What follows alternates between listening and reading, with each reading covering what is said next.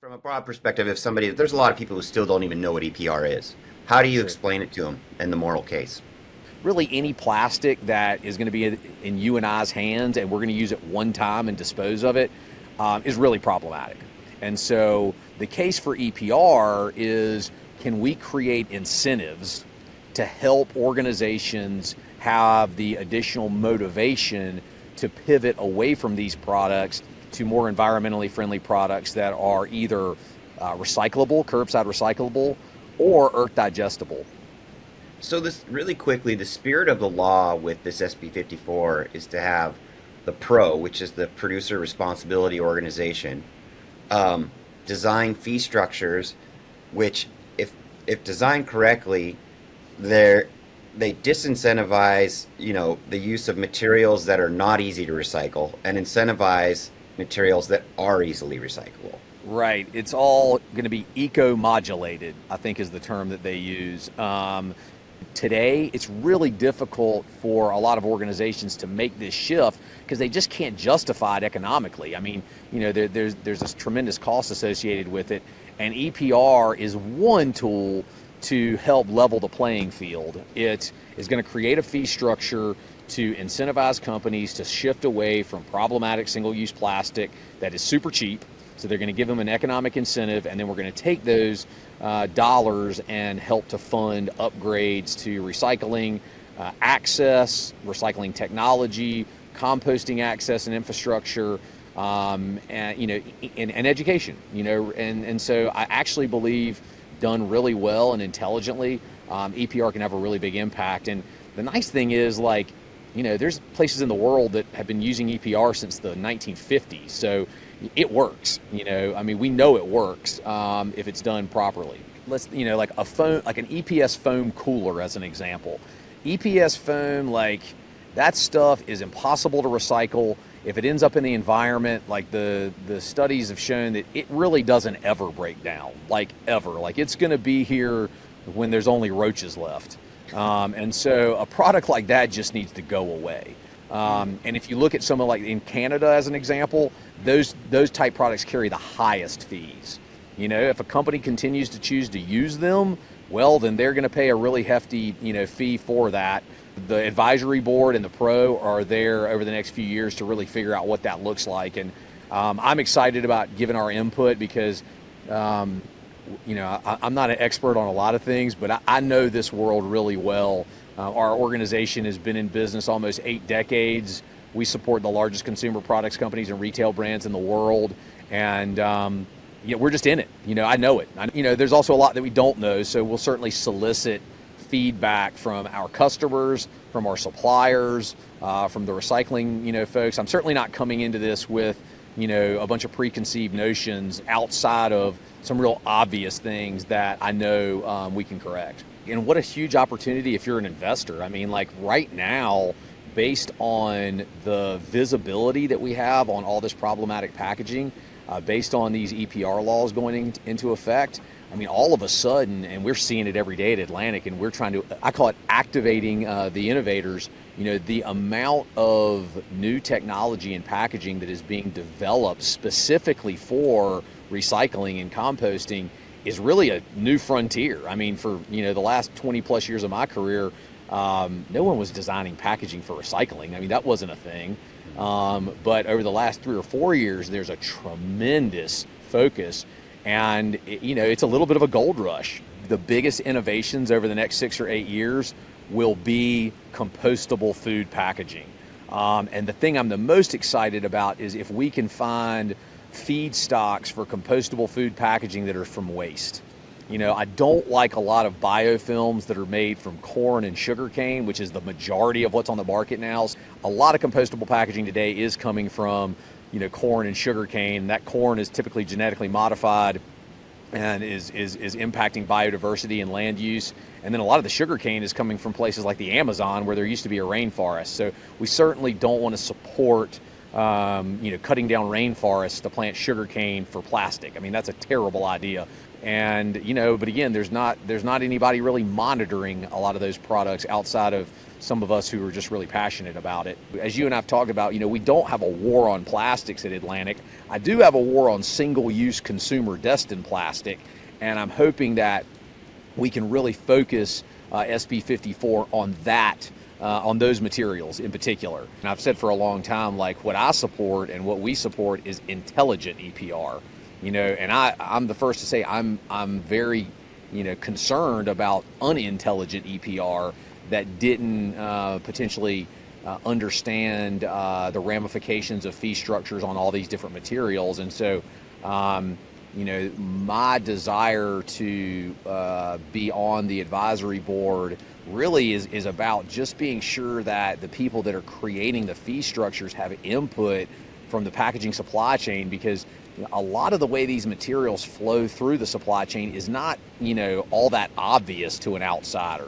And it's not terribly complex, but you just need the benefit of human beings who live in this world that understand how these products are created, where the leakage into the environment comes from, what part of the supply chain that happens, and then, which products are really already circular and which products could be circular with just a little bit of effort and infrastructure. Yeah, it's interesting because there's all these states that have passed EPR laws, but what's so interesting about the California law, when you talk to people like Tina Andalina and Heidi, there's a lot of apathy towards recycling, but it seems like this is a push to fix it and make it real. And a lot of it was sort of motivated by the China sword policy and everybody being confronted with their own waste problem again. In some ways, that might have been a blessing. Yeah, I think it is a blessing. I mean, when China, turned it off, it forces us to go, oh, now what are we going to do with all this stuff? And, out of sight, out of mind is not a good solution for really anything. Just because it's out of sight, out of mind, we're just making it somebody else's problem. And to me, that's highly irresponsible. So, I do believe that efficient recycling is going to be a huge part of how we solve these problems. As an example, I mentioned B2B packaging. We sell a lot of stretch film. Stretch film is the primary product for shipping goods around the world globally. In North America, there's 2.7 billion pounds used annually, and less than 5% is recycled. The only reason that is, though, is because there's no infrastructure to recycle it. It's highly recyclable. We just got to create the infrastructure to do it. So I really think, there's an area where billions of pounds of plastic can be recycled, and we're working towards that right now. And that may not be as obvious to people as blue bin recycling, because it's between businesses, but I think the real massive advancements in recycling we will see will be between businesses because the volumes are so high. And then again, I think that there are a lot of e-commerce and retail brands that have to be a part of the blue bin recycling program.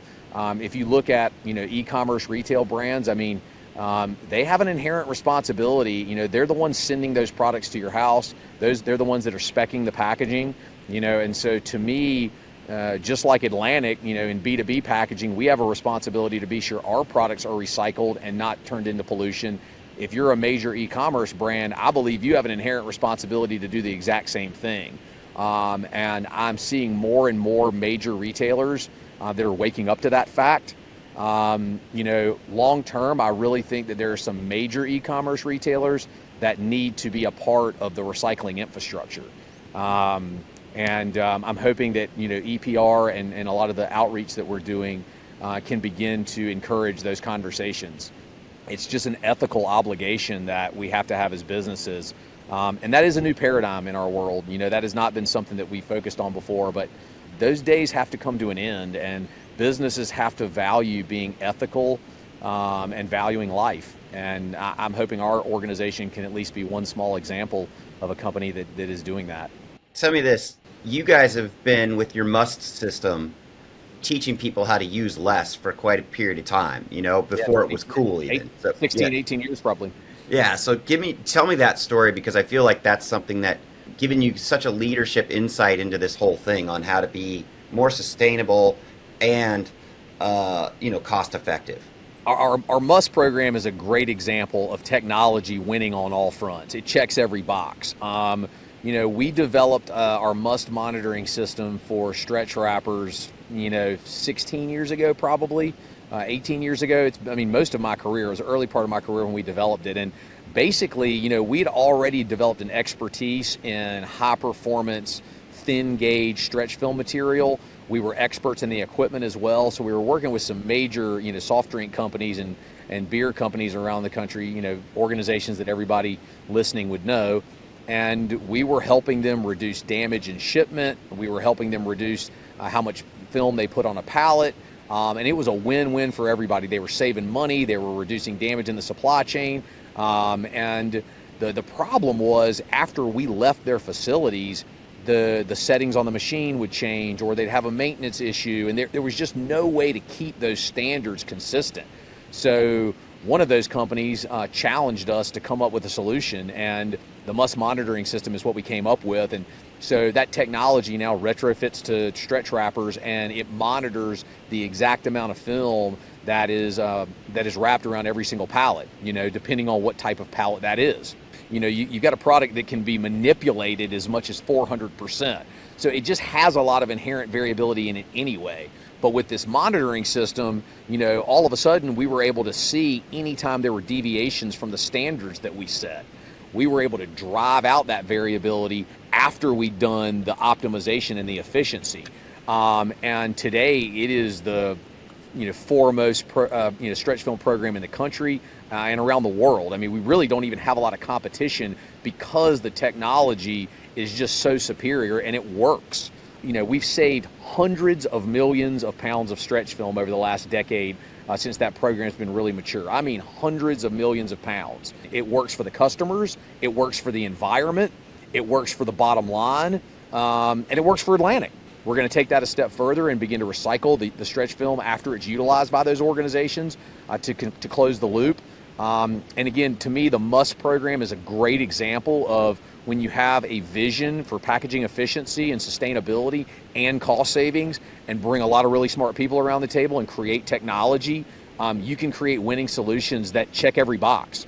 It's not all that difficult. Well, it can be really difficult, but it's not impossible when you have an objective, and a cohesive objective around sustainability, life-affirming solutions. And at Atlantic, our responsibility is to help customers make those shifts in a financially responsible way. Human beings have proven that when we work together with a common goal, there's very little that we can't solve. And so I hope that EPR can be another lever that we can pull to help activate these innovations.